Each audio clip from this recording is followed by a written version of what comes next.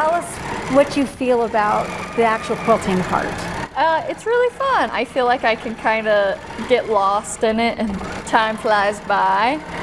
I think this is my favorite part of the process, for sure.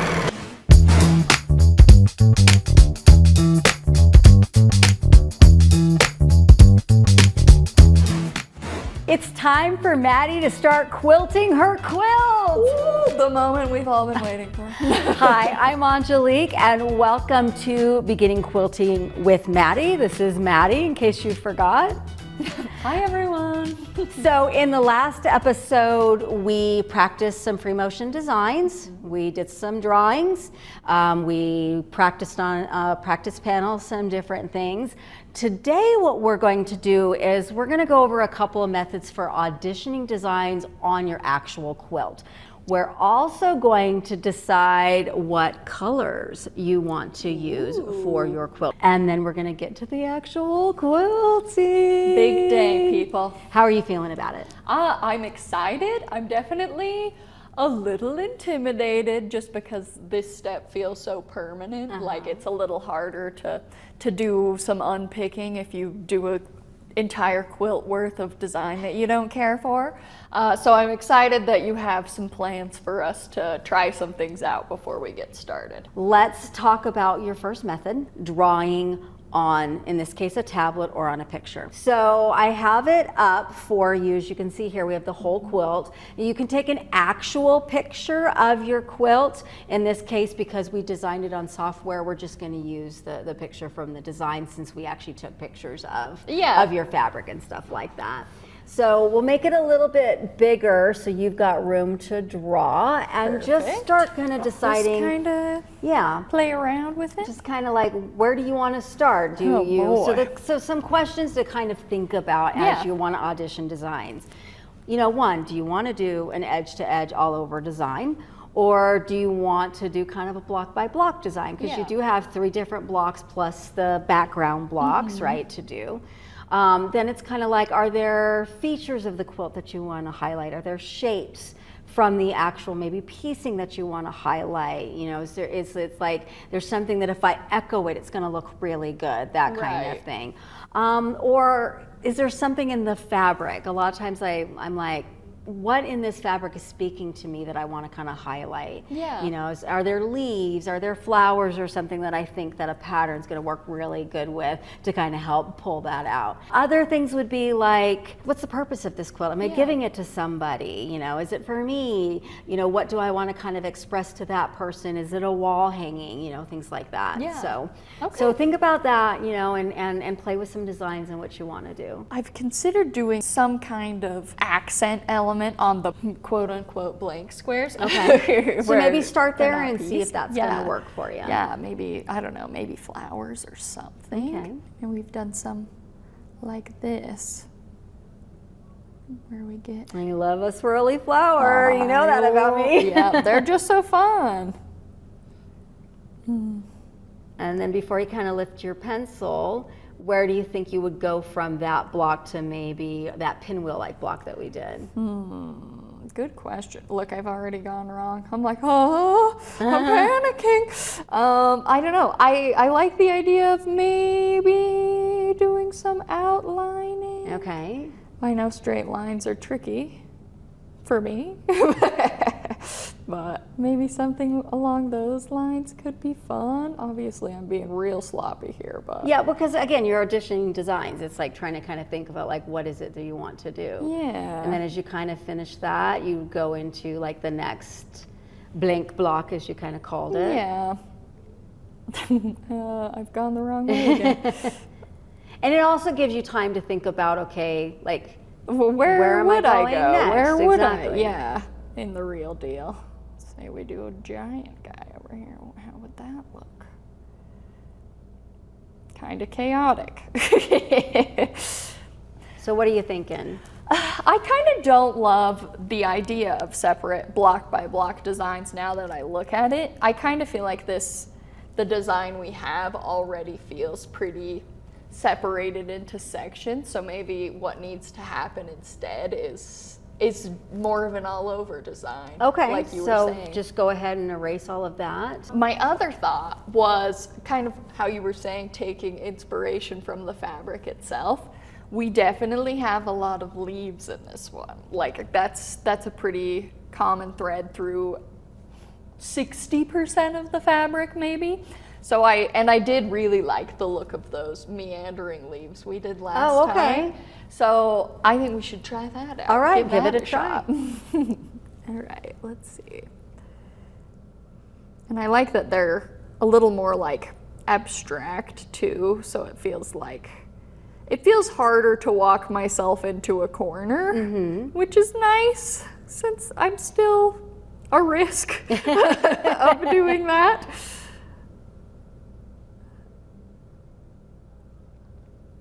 Yeah, I'm liking how this feels a lot better already. We'll continue it a little bit further so you can get it into some of the other blocks. Yeah. And you think you're gonna go left to right or a little vertical and left to right? Yeah, good or just question. Wherever it takes you. I kind of think I'll just let it take me. Okay. Wherever I need to go. So that'll be fun. Yeah, meanderings are great places to start. I've never been super fan of like the basic meander because it's just not who I am. Yeah. But I have used the puzzle piece one before, especially like when I was making a bag because it was just the perfect design for holding down all the elements that I needed to hold down. Yeah. But I'm really liking this one. Yeah, this is fun. And it's relaxing. Yeah. And that, you know, that, I mean, that's kind of a joke, but that was kind of something I wanted out of this quilt, was just something that felt kind of calm and serene and, you know, didn't feel too bold or too crazy. Right. So how do you feel about this method of auditioning the design? I really like it. I do a lot of digital artwork on my own anyway. What you were talking about with your tablet in front of the TV, that is like my ideal Saturday. Just drawing while I watch a show or something. So I really like this one. This speaks to me. All right, are you ready to try the other method? Yeah, let's try it out. All right, so we're gonna head to the frame and I'm gonna show you how you can actually audition straight on your actual quilt before you take a stitch. Awesome. All right, so let's head over there. Okay, Maddie, are you ready to try the next method? Absolutely. All right, so for this one, you're gonna be able to audition directly on your quilt. So if you're a little more tactile and you just really wanna see what it's gonna look like within kind of that quiltable area, then this method is for you. For this method, you're going to need a piece of glass or plexiglass, like from a picture frame. If you're using glass, you're going to want to tape the edges because it could be a little rough and you don't want to accidentally cut yourself. You're also going to need some whiteboard markers and you're going to need something to erase with. Right? And so basically you're going to place the glass wherever it is that you want to start drawing your design and select your color of choice. Can't go wrong with black. And so as you're kind of drawing your design out, make sure that you stay within or the inside of this, just so you don't accidentally mark up on your quilt. Okay. Because that would not be good. Yeah. Be hard to get it out of the fabric. And so just try some designs on here, okay? So maybe you played a little bit with the leaf meander, maybe just play with some leaves and see what you like. Yeah. Okay. Let's see. Now, of course, with stitching, it always looks a little bit different, because it's thinner than with a pen, but, you'll still get kind of a feel for how it looks. So what are you thinking of this method? I think I do like this a little better. It feels like it gives me a clearer vision of what it's actually going to look like. I feel like trying out like different sizes of designs feels a little easier in this method. Because it's the actual size, Right, where on a exactly. picture, it's a little bit different, right? You're working in a smaller space. Yeah. Yeah, so this one definitely gives you that, this is the size I actually want it to look like. Yeah. So you can play with both. You can kind of like just audition different designs on the one, kind of playing around, and then when you're like, okay, let me see what this really looks like, you can do that on here. Yeah, that's awesome. And like I said, you can slide slide this around to different parts of the quilt. If you want to focus on a particular block, then roll your frame up to a particular block and see what it looks like in there. Cool. So I think you've decided on your design. I think I have. All right, so then next we have to decide on what color or colors you want to use to quilt. Okay. All right, so let's do that next. All right, so it's time to decide what color or colors you want to use to stitch down the design that you have decided on. And so a good starting point is to find those colors that are in your quilt or close to the colors in your quilt. So I just started with a selection of different colors, from white to off-white colors to some of the greens, because there's a lot of different greens in here, and then some of the neutrals. And I also picked a few variegated ones for you as well. I did pick a gray because we had a little bit of gray in here, and I know that there are some people that just always quilt in gray as well. So let's audition some of those colors. We're in a good place here. We've got a little bit of everything.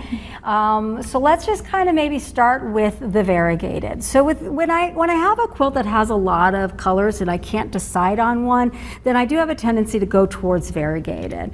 And so this is cake batter, which sounds yummy, and you can kind of see what that looks like on the quilt. Now, one of the issues with variegated threads is that you do have lighter to darker colors.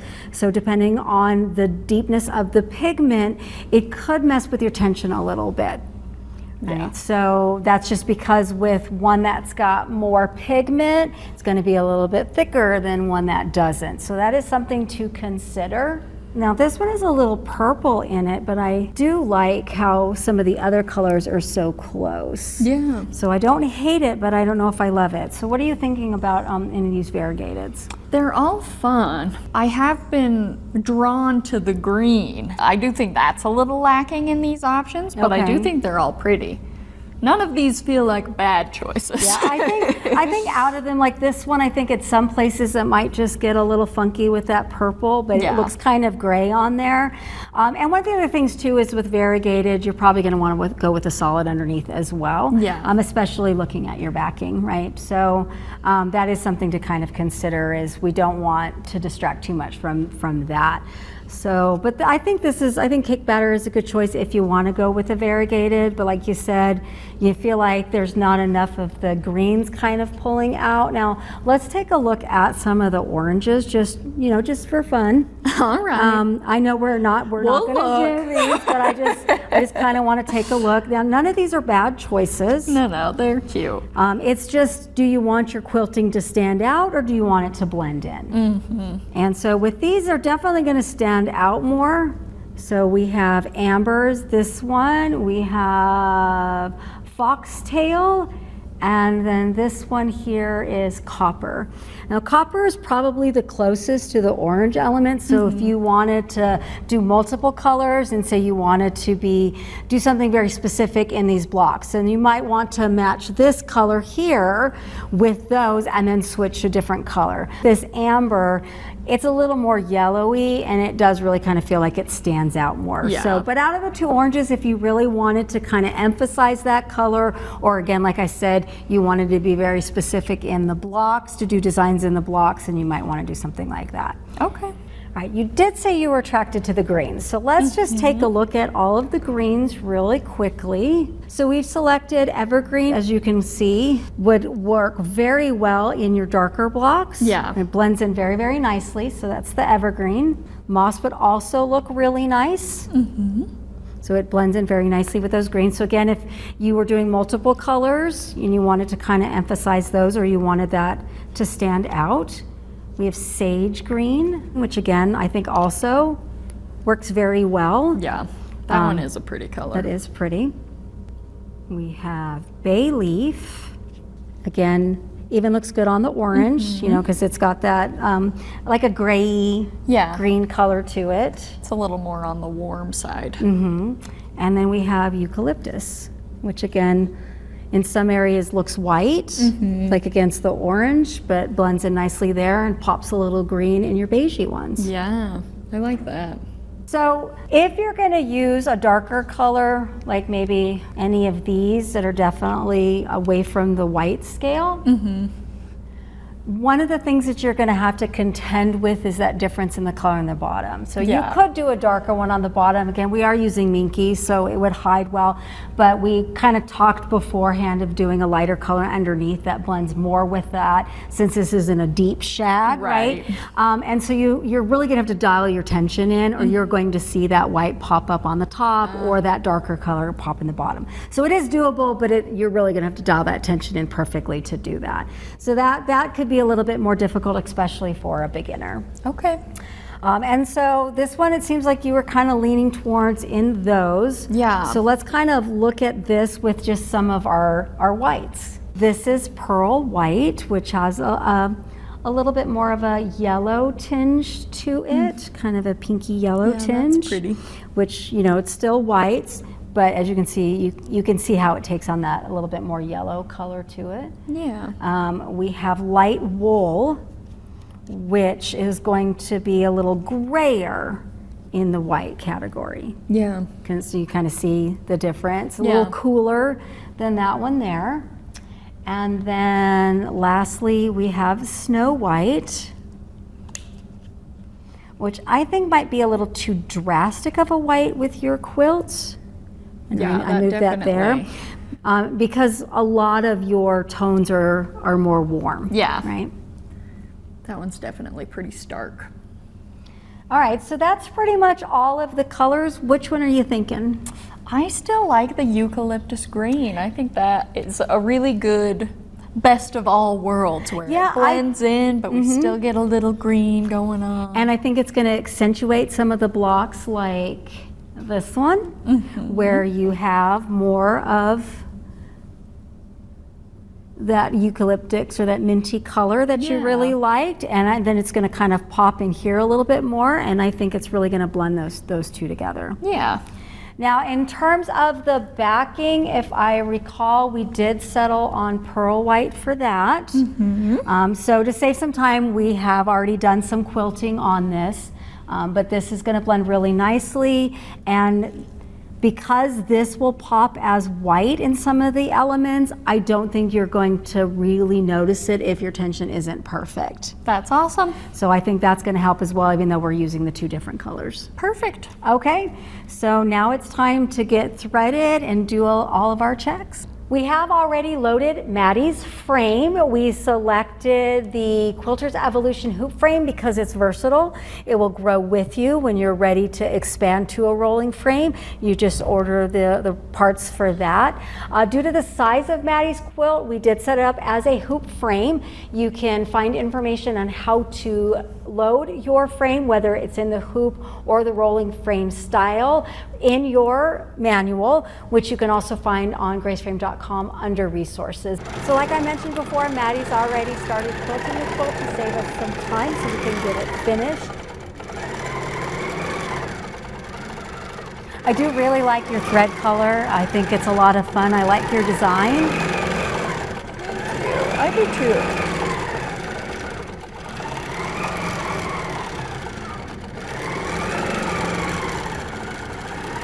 So you have been quilting this, right? Full disclosure. Tell us what you feel about the actual quilting part. It's really fun. I definitely feel like splitting my focus is a little hard, but it's really fun. I feel like I can kind of get lost in it and time flies by. I think this is my favorite part of the process, for sure. It's kind of like meditating, don't you think? Yeah. Because it's like you kind of have to focus on what you're doing. One of the things that I'll do, especially depending on the pattern, is I have a playlist of music that just seems to be the right speed for me when I'm working on cruise mode, that just keeps me in that pace. So that's a little tip and trick too to quilting is, find a good music that works for you, nothing too fast. I mean, if you're a fast quilter, great. Then you pick up something that's a little bit faster, but you just find that right rhythm, and it's just going to kind of help you keep your speed going. Yeah.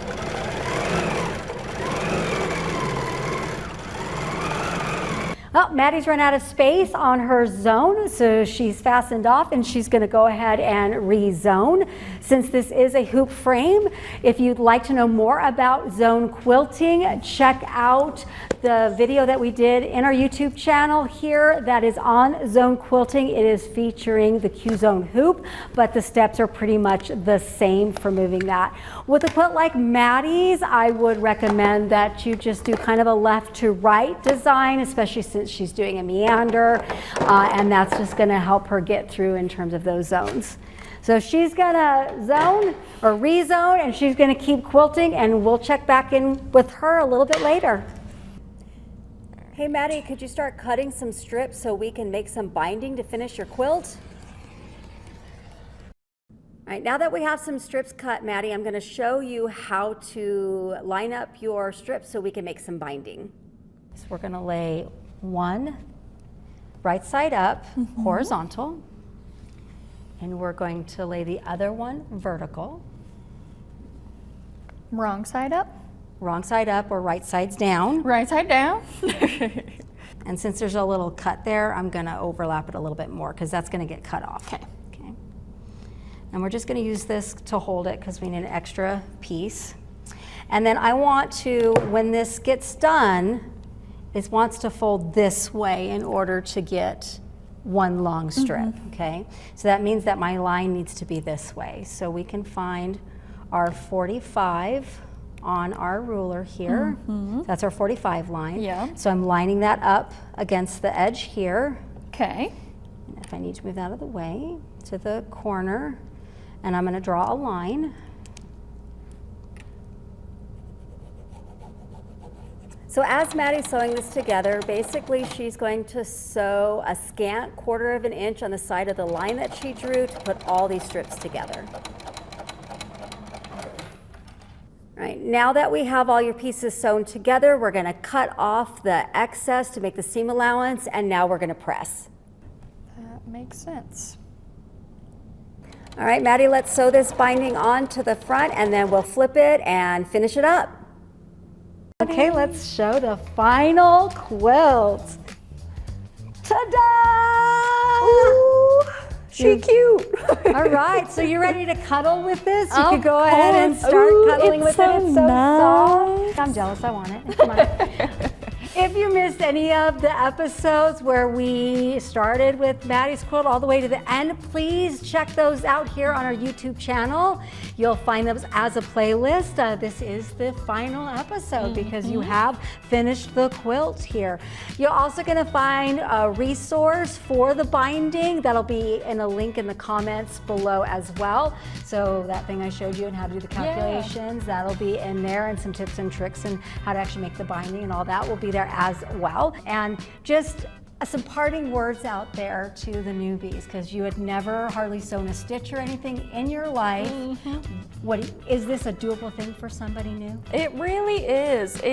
I mean, it feels intimidating because I mean, there are a lot of steps and there's a lot to it, but once you actually commit to it and like, it's just like a little bit of time broken up over as long as you want to take, and I just felt like it was a really doable project. And of course I had Angelique to help teach me, and she did a fabulous job. But now you guys hopefully can use this to learn along with me, and I hope that this just really helps bring some new quilters into the fold. Thanks for joining us again on this beginning quilting series. I hope you've enjoyed it. It's, like I said, been a lot of fun for me, and I think now we're going to fight over who gets to keep this quilt. Yes. It's mine. It's mine. It's mine. It's mine. Bye.